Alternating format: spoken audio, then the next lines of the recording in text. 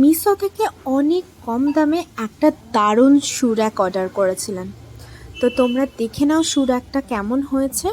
আমি এখানে শু র্যাকটা তৈরি করাটা দেখাইনি, কিভাবে সেটিংস করেছি, বাট দারুণ শু র্যাকটা এসছে।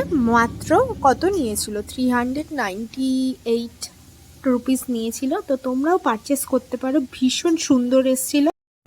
একটু টাইম লেগেছে শু র্যাকটা একদম ফিক্সড করতে। তো এই ছিল আমাদের শু র্যাক। অনেকগুলো রড দিয়েছিল, রড মিনস এগুলো প্লাস্টিকের ছিল মেটেরিয়ালটা পুরোটাই।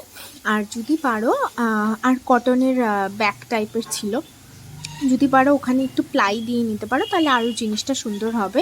কালারটা তো আমার এই কালারটা ভীষণ পছন্দ ছিল, তো এইটা অর্ডার করেছিলাম। তো তোমরাই দেখে জানাও আর কি কি ভিডিও করবো। এই যে আমি সব ঠিকঠাক করছিলাম, এই দেখো। চলো দেখা হচ্ছে নেক্সট কোনো একটা কিছু রিভিউ ভিডিও নিয়ে। ওকে বাই, ভালো থেকো সবাই।